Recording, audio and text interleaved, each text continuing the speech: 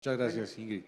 Bueno, ayer les decía a los que estuvieron que yo pasé un tiempo en la Contraloría General de la República y ahora les voy a contar que pasé un tiempo en la Cámara de Representantes y también me sirvió mucho para entender este problema de la corrupción. Y déjenme, es que lo estuve buscando porque era un colega mío en la Cámara, en el Congreso, perdón, que se atrevió a decir esto: es mejor negocio la política que el narcotráfico. La plata que deja una alcaldía no la deja un embarque. Esto lo dijo Juan Carlos Martínez Sinisterra, el Negro Martínez, compañero mío en el Congreso. Su hija acaba de ser electa a la Cámara de Representantes. Entonces uno se pregunta, y quisiera así ambientar un poco el tema, sobre si no tenemos una cultura de corrupción muy elaborada. Tendemos a creer que los únicos corruptos son los políticos. Resulta que esta filosofía del atajo, del camino corto, de la facilidad, de los privilegios, pues también son formas de corrupción. Tenemos, por ejemplo, una doble moral que es interesante, y es que la corrupción del sector privado no importa, porque como le están robando es al accionista, pues eso no importa. Y fenómenos de corrupción en el sector privado hay, y muy delicados. Entonces tenemos una exaltación de la cultura de la corrupción. Si algunos de ustedes escuchan La Luciérnaga, pues periódicamente sale el Negro Martínez, quiero significarle que no sé qué, ¿sí? Yo no sé si ustedes lo han escuchado, lo hacen perfecto porque era igualito. El cura Hoyos. Se convierten en figuras nacionales que medio exaltamos. Yo tengo una tesis que obviamente no puedo demostrar, y es que la corrupción es una forma de escalera social y económica en este país. La gente descubrió que lo que sería muy difícil hacer con trabajo honesto, esfuerzo, sacrificio, ahorro, usted lo puede hacer en 4 o 5 años si está bien enchufado en una alcaldía. Y eso lo hemos validado, y ese es un problema de cultura. Yo lamento decir lo que voy a decir, es políticamente incorrecto, pero es así. El tema de Chocó, de Sucre, de La Guajira, ¿qué es lo que hay ahí? ¿Realmente es unos políticos que roban? No, es una sociedad que entendió que robando uno sale adelante, y que hoy roban ellos y después robo yo, y algún día me va a tocar a mí robar y entonces yo voy a poder salir de la pobreza. O sea, aquí hay unos elementos que son muchísimo más estructurales de lo que parece. Entonces, con esos comentarios generales, quería preguntarles algo que sí no vi en ninguna de las dos presentaciones. Hay mucha gente buena que no quiere entrar al sector público porque le ha cogido miedo a enredarse en un escándalo. Las pólizas de directores, para aterrizar esto en el tema de los seguros, las pólizas de los directores no alcanzan para proteger el patrimonio de quienes aceptan una junta directiva en una entidad pública.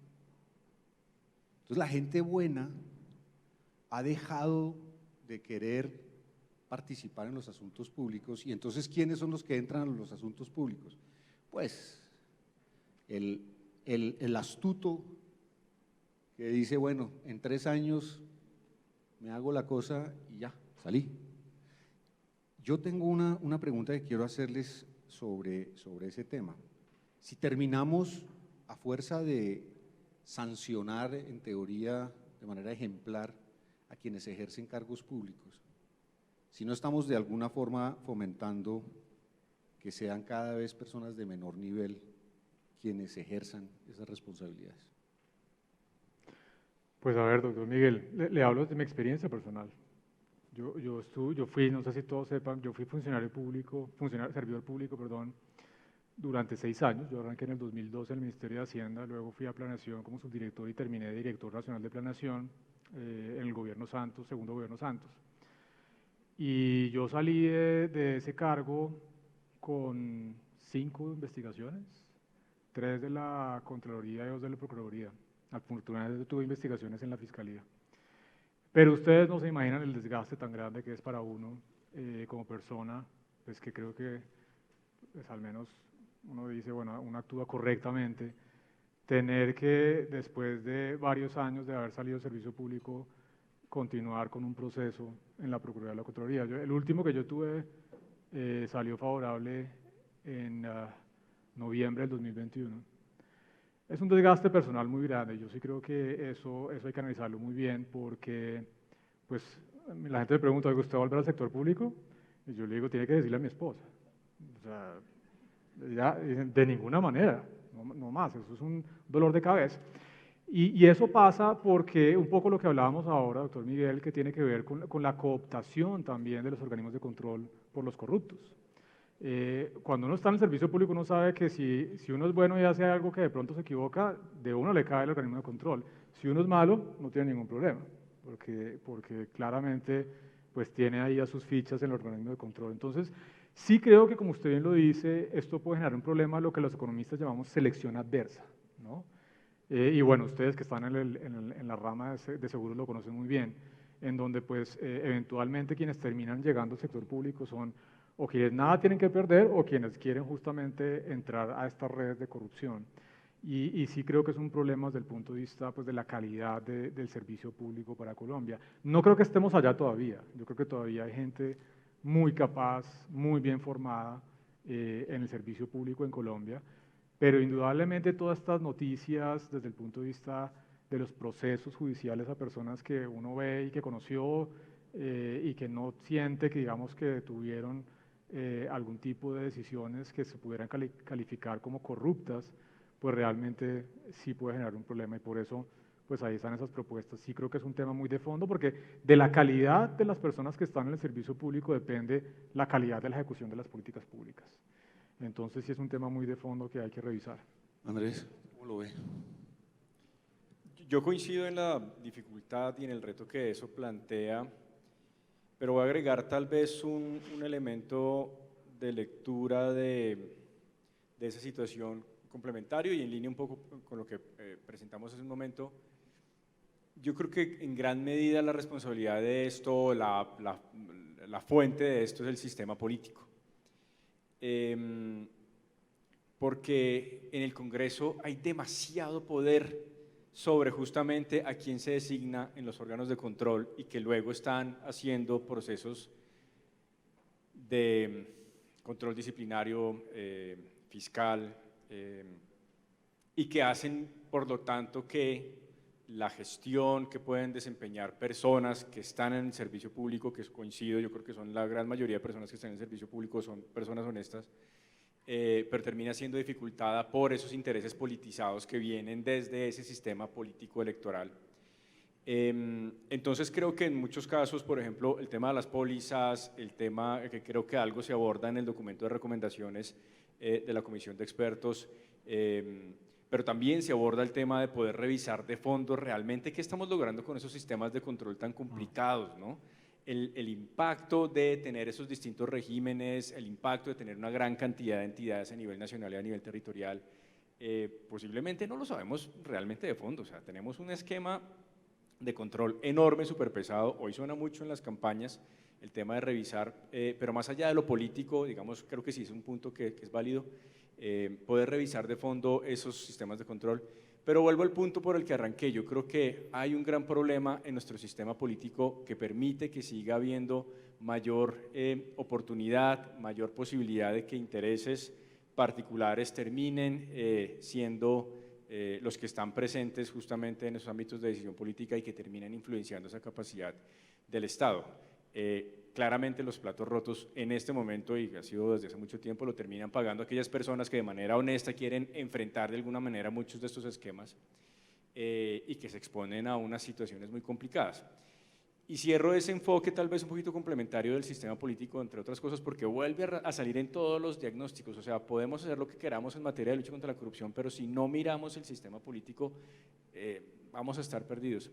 Pero cierro con este otro dato que también es muy importante en términos de qué siente la gente, no solamente aquellas personas que están prestando ese servicio en lo público en materia de lucha contra la corrupción en el país, y el 78% de las personas en Colombia, según unos datos que tenemos en Transparencia Internacional del 2019, quieren aportar, quieren hacer una ayuda, quieren contribuir, incluso quieren denunciar, pero les da miedo hacerlo por temor a las represalias, que ese es otro tema bastante complicado, que creo que alimenta que aquellos que están en esos cargos públicos abusando de los mismos, pues prácticamente pareciera que son intocables, ¿no?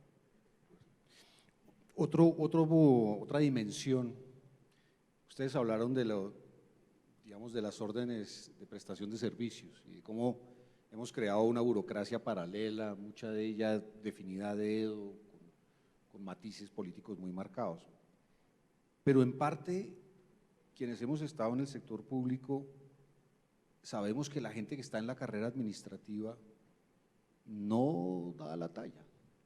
No tiene el nivel de compromiso, no está dispuesta a hacer los sacrificios, no necesariamente se capacitan para mejorar y para estar al tanto. Y entonces un ministro llega y dice, pero ¿cómo quieren que yo maneje, ¿no?, 15 billones de pesos?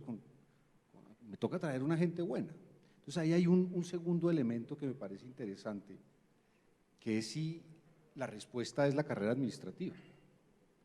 Quienes hemos sido funcionarios públicos sabemos que sacar a una persona de carrera administrativa, pues es más fácil que el sol se apague. O sea, tiene todas las de ganar. Si uno lo logra sacar, el tipo lo demanda y gana. Entonces, a un tipo mediocre, a un tipo de esos que uno ve que efectivamente no está comprometido con la tarea del sector público. Entonces, yo creo que hay otra fuente interesante de corrupción.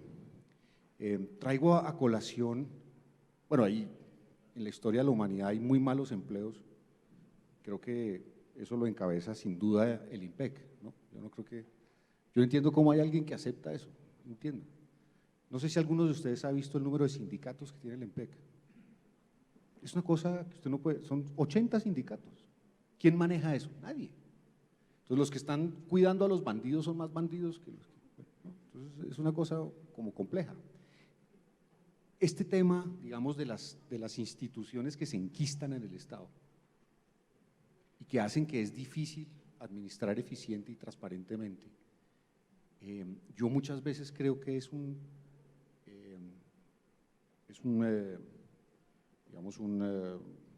elemento que induce a la corrupción.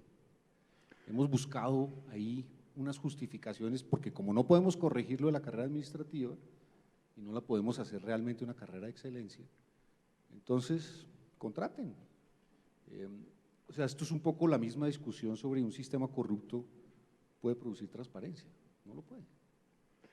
Doctor Miguel, mire, un tema ahí clave es las consecuencias no deseadas de las políticas públicas, ¿no?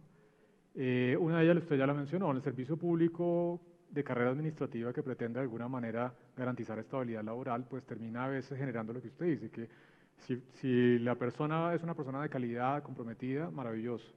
Si infortunadamente no es una persona de calidad y no está comprometida, es un desastre, porque como usted bien lo decía, la imposibilidad de hacer algo con una persona de carrera administrativa que no está cumpliendo con sus tareas es mínima. Y además si usted lo hace a repetición contra el servidor público particular, entonces usted le toca pagar de su bolsillo una indemnización en caso de perder una demanda laboral. Entonces nadie se mete, digamos, todos los que hemos sido ordenadores de gasto, ninguno nos hemos metido con alguien de carrera administrativa. El otro punto ahí, que también lo mencioné en la charla, es otra consecuencia no deseada de esto, es la idea de que usted no puede ampliar la planta. Bueno, digamos, tiene una historia detrás de austeridad, Pero pues si usted le pide al presidente de la República que haga A, B, C y D y estratégicamente que necesita, y usted se da cuenta que no necesita más personas y no puede ampliar la planta, ¿qué hace? Pues tiene que traer gente por prestación de servicios. Entonces, yo creo que eso parte por la revisión del Sistema Nacional de Servicio Civil, ¿no? Cómo mejoramos la calidad de esa formación para asegurar que las personas que lleguen en carrera pues realmente tengan un compromiso y una formación adecuada. No creo que haya que acabar con la carrera administrativa, pero sí claramente requiere reformas. Y por otro lado, y es una de las propuestas que hacemos, es, digamos, reconozcamos la realidad. Muchas de las personas que actualmente están en el Estado a través de contratos de prestación de servicios realmente están desempeñando funciones rutinarias. Y es simplemente otra vez la forma de dar la vuelta a una restricción que le dice, usted no puede ampliar la planta. Bueno, ampliemos la planta, reconozcamos cuáles son las necesidades desde el punto de vista de personas en cada una de las entidades y limitemos ahí sí las capacidades para hacer contratos de prestación de servicios. Pero es consecuencias no deseadas de políticas públicas que son bastante infortunadas. Daniel, usted mostró los sectores, perdón, Andrés, mostró los sectores más, digamos, donde se identifican mayores casos de corrupción. Pues a uno le da mucha tristeza, pero aparece el sector defensa. ¿Hay tipos de corrupción dependiendo de los sectores de la economía? ¿O la corrupción es bastante homogénea en todas partes, solo que en unos sectores hay más corrupción que en otros? O sea, o ese sistema, digamos, jerárquico de las fuerzas militares o cosas de esas sí promueve la corrupción y hace que se presenten más casos. O de pronto es porque es un sector más vigilado, no sé.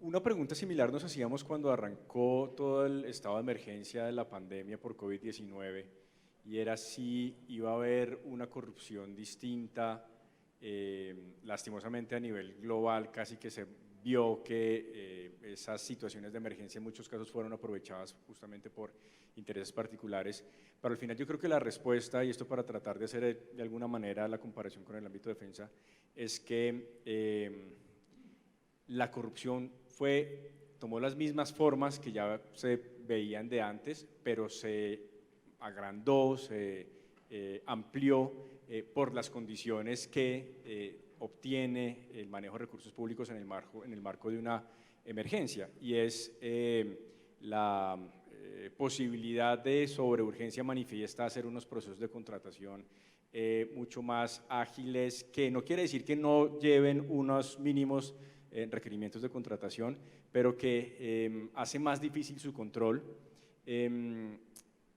y de alguna manera esa gran cantidad de recursos disponibles para ser ejecutados en un tiempo corto, ¿no? Lo que sucede con el sector defensa es algo relativamente similar en nuestros análisis. El gran problema adicional es la reserva de información. Y no quiero ir en contra, por supuesto, de la reserva de información, porque incluso legalmente el sector seguridad, seguridad nacional, orden público, pues son sectores, son temas que permiten reserva a la luz de la Ley 1712-2014 sobre transparencia y acceso a la información pública. Pero eso de alguna manera lleva a un incremento del riesgo de corrupción, a un incremento en la discrecionalidad y por lo tanto a un riesgo mayor en la materialización de hechos de corrupción, que es lo que nos da esa cifra que les mencionaba hace un rato. Y cuando uno empieza, porque por supuesto tenemos un diálogo de todas formas con el Ministerio de Defensa y digamos con el sector alrededor de estos temas, nuestro propósito no es en lo absoluto tratar de estigmatizar el sector, sino por el contrario poner una alerta para ver cómo lo podemos manejar de manera mucho más eficiente.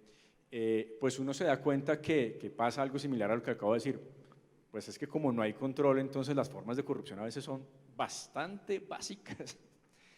Hablemos, por ejemplo, de la manera como se distribuyen o se usan los recursos, por ejemplo, para raciones en los batallones, para uniformes. No necesariamente hay un súper esquema de corrupción ahí, pero pues hay unas formas, digamos, relativamente sencillas de desviar recursos, en el cual además hay pues casi que una tradición en operar ese tipo de presupuestos. Pero pues por supuesto cuando hablamos de vaya y compre un submarino o vaya y compre una flota de aviones, pues estamos hablando de los niveles de complejidad más altos a nivel global, donde hay 5, 3 empresas que proveen ese tipo de servicios y entonces la corrupción o el riesgo de corrupción se vuelve muchísimo más sofisticado. Pero esto pues hace parte del sector, ¿no? Entonces el punto al final es cómo, y parte de lo que yo les mencionaba hace un rato, esas estrategias sectoriales diferenciadas es no necesariamente estigmatizar la razón de ser del sector, pero sí identificar esos puntos concretos en los cuales hay mayores riesgos y por lo tanto darle un manejo alrededor de los mismos. Y vuelvo sobre un tema que acabo de mencionar en mi intervención anterior, en particular en el sector defensa y seguridad. El tema de garantía de los mecanismos de denuncia y protección a los denunciantes es demasiado débil en nuestro país. Esto pues lo he reiterado en varios espacios, incluso con misiones internacionales que miran los temas de integridad en el sector defensa. Ahí podría haber una posibilidad de cambio. De acuerdo. Hay un punto que a este sector asegurador le preocupa mucho, que es una cierta tendencia a creer que si la compañía de seguros paga, esto es un evento de seguro de cumplimiento, la contratación pública es muy importante, si la compañía de seguros paga, no importa si hubo corrupción, pero como no se perdieron recursos públicos, entonces no importa si… esa idea de que el seguro finalmente puede convertirse en una manera de tapar la corrupción, eso es algo que sí nos preocupa muchísimo, porque pues en el fondo la corrupción pues expresamente está excluida de los contratos de seguros. Entonces si uno empieza a decir, hombre, no importa porque la compañía de seguros pagó, que esto nos pasa en otros temas, nos pasa en SOAT, nos pasa en riesgos laborales, nos pasa incluso en automóviles o en salud. No importa, porque eso pues es plata que paga la compañía de seguros. No importa que haya una mafia que se está robando los recursos de la salud. A mí eso me preocupa mucho y no sé si desde afuera eso es visible, si ustedes lo ven. Pues la verdad no es un tema, digamos, de opinión pública, pero obviamente cuando uno hace el análisis económico y técnico en esta dimensión, claramente es un problema, porque limita un poco, digamos, los incentivos por parte de los organismos de control y de la rama judicial para perseguir hasta las últimas consecuencias al corruptor, al agente corruptor. Porque si usted sabe que al final de cuentas el seguro paga y se recuperan los recursos públicos, pues mediáticamente, de alguna manera, está chuleada la tarea, ¿no? Un poco los escándalos recientes es, bueno, ¿y la plata dónde está? ¿Ya se recuperó? Entonces el tema, digamos, de responsabilidad penal, por ejemplo, responsabilidad disciplinaria o fiscal, para el caso de la Contraloría, sí puede generar un incentivo perverso. Y yo creo que hay que fijar unas reglas muy claras sobre esto. Es una discusión bien interesante sobre cómo proceder, porque uno podría tener un modelo en donde el Estado le dice a las aseguradoras, pague, pero continúa el proceso judicial y tenemos unos tiempos establecidos en donde después de 3 o 4 años, lo que sea, podemos dirimir un poco si hubo corrupción detrás de esto o no, y en el caso en que haya corrupción, devolver los recursos y repetir contra la persona que fue el agente corruptor. Pero sí es un tema muy de fondo porque genera este problema a través de consecuencia no anticipada y es que mata los incentivos para que realmente pues, se llegue a los agentes corruptores. Yo a veces pienso que uno, desde una visión económica, cree que más competencia implica menos corrupción. Y entonces más abiertos estén las cosas y más competencia haya, menos corrupción. Y cuando ustedes hablan digamos, de la corrupción que es inducida por el sector privado, pues uno decía, hombre, buenísimo que vengan empresas extranjeras aquí y compitan, y entonces pues obviamente todo eso hace que haya una tendencia a una mayor transparencia. Bueno, y nos pasa lo de Odebrecht.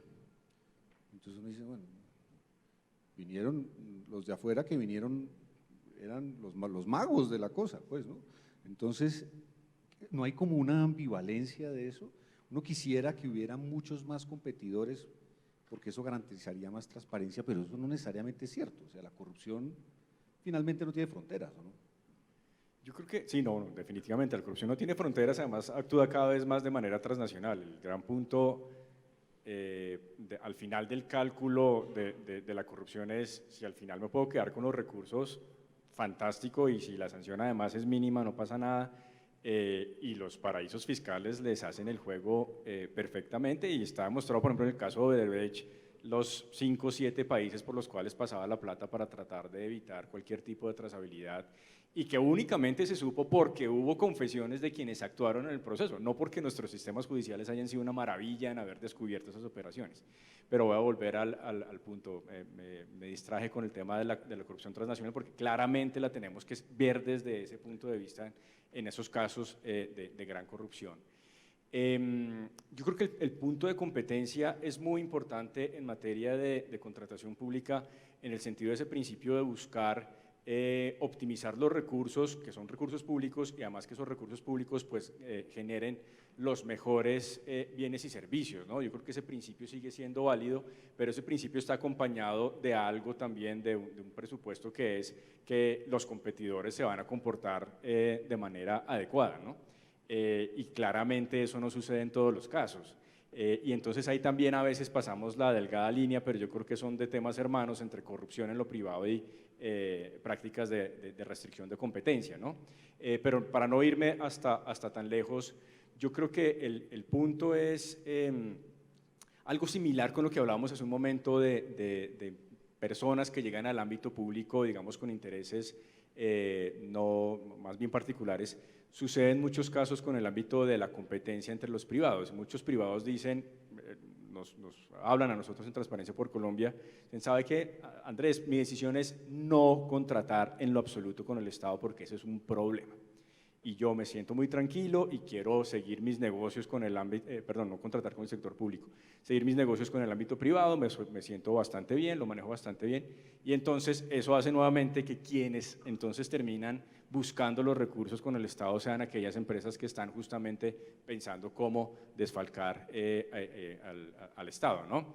Y veamos, sin querer entrar en ninguna polémica política, el caso de Centros Poblados y las estructuras de personas jurídicas que habían detrás de ese entramado, para llegar ante una clara deficiencia de no tener la información de quiénes son los beneficiarios o controladores finales de ese entramado de personas jurídicas, a darnos cuenta que detrás de esto pues había una gran cantidad de actores de dudosa reputación e incluso sancionados por casos de corrupción.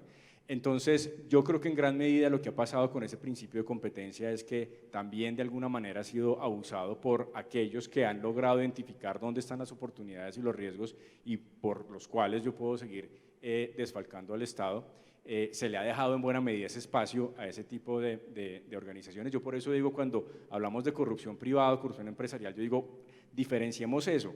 Hay que hablar del abuso de personas jurídicas del régimen privado o propias del ámbito privado para desfalcar al Estado. No quiero decir que todo suceda de esa manera, pero yo creo que tenemos que entrar a diferenciar muy bien quiénes son también esas personas jurídicas y quiénes son esas controlantes de personas jurídicas que terminan contratando con el Estado. Yo al final creo que el principio de competencia sigue siendo válido para, de nuevo, el tema de optimización de bienes y servicios, pero vuelvo también sobre los datos que presentaba Luis Fernando en un momento. Eso es fantástico con la licitación pública. Pues no fantástico, funciona, digamos, en principio más con la licitación pública, pero si lo normal es régimen excepcional y contratación directa donde no hay absolutamente nada de competencia, entonces claramente estamos fallando también en esos principios. De acuerdo. Luis Fernando, este tema de crear controles para fomentar corrupción. Uno muchas veces dice, esta ley que están pasando ahí llena de controles absurdos, parecen hechos los textos para que haya una sucesión de peajes, ¿no? Que uno desde el diseño lo que está diciendo es aquí, si este papel va a pasar de aquí a acá, ahí hay que soltar un billete. ¿Lo simple tiende a ser menos corrupto o estoy diciendo una burrada? Las cosas que son simples, los procedimientos son automáticos. Pienso en los subsidios, por ejemplo. Le ponemos a los subsidios una cantidad de condiciones y eso naturalmente induce a la corrupción, a que la gente diga mentiras, a que la gente se haga pasar por lo que no es, recibe subsidios, se acomoda, ¿no?, con los subsidios. Entonces yo a veces pienso que no hay esa filosofía en el Estado de decir, si usted hace un mecanismo que sea muy simple, es muy difícil que haya corrupción, pero no sé la teoría económica, ¿qué ha pensado de eso? ¿Qué dice? No, de acuerdo, mire, de hecho hay algunas investigaciones que hablan que hay en algunos casos, y ojo con este contexto, en algunos casos corrupción buena. Y esta es la corrupción que se denomina en la literatura económica como la que engrasa las ruedas del aparato burocrático complicado. Entonces, a veces, digamos, cuando las normas son tan complicadas, tan complejas, que no permiten que funcionen bien las cosas, hay una especie de corrupción que lo que hace es facilitar que funcionen las cosas. Es una corrupción minoritaria, pero que ha identificado la literatura económica. Pero va en la línea de lo que se está diciendo, y es cuando usted tiene procesos complejos desde el punto de vista del diseño de las políticas públicas, de las compras públicas, de la provisión de bienes públicos, eso obviamente primero dificulta la transparencia en la forma en la que se ejecutan las políticas públicas y dificulta la auditoría. Ese es uno de los grandes problemas para la DIAN. Uno de los grandes problemas de la enorme evasión y elusión tributaria, que en Colombia es más del 5% del Producto Interno Bruto, es que tenemos un estatuto tributario súper complicado, que es imposible de auditar. Entonces, pues por eso hemos dicho, hay que tener un estatuto simple, equitativo y eficiente, porque eso facilita la auditoría y el control. Entonces, estoy completamente de acuerdo. Las normas que lo que hacen es complicar los procesos y poner muchos controles, al final de cuentas lo que terminan es seguramente generando equilibrios perversos. Y déjeme le hablo muy rápidamente de la ley anticorrupción. Yo no me acuerdo, Andrés, eso fue del 2015, la 16, la de Vargas Lleras. Estatuto 2011. 2011. Bueno, entonces hay un poco en la visión, digamos, de complicar las cosas. Entonces, por ejemplo, una cosa que a nosotros nos pareció absurda es un funcionario público tiene que tener una inhabilidad de 2 años, no solamente en lo que hizo, sino además en las ramas que eventualmente estuvieron relacionadas. O sea, una cosa que uno dice, hombre, volviendo al punto de quién va al sector público, y usted va a aportar a tener un salario más bajo, a tener riesgos de organismos de control, y además que tiene que quedarse 2 años por fuera de su práctica profesional. Bueno, todo esto supuestamente para evitar los riesgos de corrupción, pero son normas mal diseñadas que no piensan en los incentivos, que es el punto de fondo de lo que es ese énfasis sistémico que abordamos ahora. O sea, a la gente hay que incentivarla a ser honesta. Claro, y bueno, y déjeme de una vez le hago un comentario frente al tema cultural. Yo soy bastante escéptico de estas historias que dicen que es que nosotros somos malicia indígena y cultura de atajo. No, el tema cultural es un equilibrio social que resulta del ambiente institucional y de las expectativas que tenemos de los otros. Ustedes ven a un colombiano que va a cualquier otro país del mundo, a Estados Unidos, Europa, y es el mejor ciudadano. No se pasa un semáforo, ¿no? Paran la cebra. ¿Por qué? Porque es un tema de expectativas. Yo espero que todos los demás se comporten igual y hay mecanismos de control que sancionan efectivamente a la gente. Si nosotros logramos mejorar esto, yo no estoy convencido que cambia el comportamiento social. O sea, esto es endógeno a el ambiente institucional. No es que nosotros seamos de malicia indígena y más corruptos que los europeos o los gringos. No, no, no. Esto es un tema de el diseño de las instituciones, los incentivos, las oportunidades y las expectativas que tenemos del resto de la sociedad. Y yo sí creo que eso se puede cambiar. Pues muchas gracias. Muy útil, muy interesante estos comentarios adicionales. Adelante, Ingrid. Pues nada, doctor Miguel, le voy a dar la palabra a usted entonces, una vez terminado este panel tan interesante, si podemos hacer el cierre de nuestro evento. A ustedes muchísimas gracias por sus respuestas. Creo que quedamos un poco como entre el sí y el no. Y bueno, los que tengamos o los que tengan espíritu público tienen que pensarlo 1000 veces para poder hacerle un bien al país.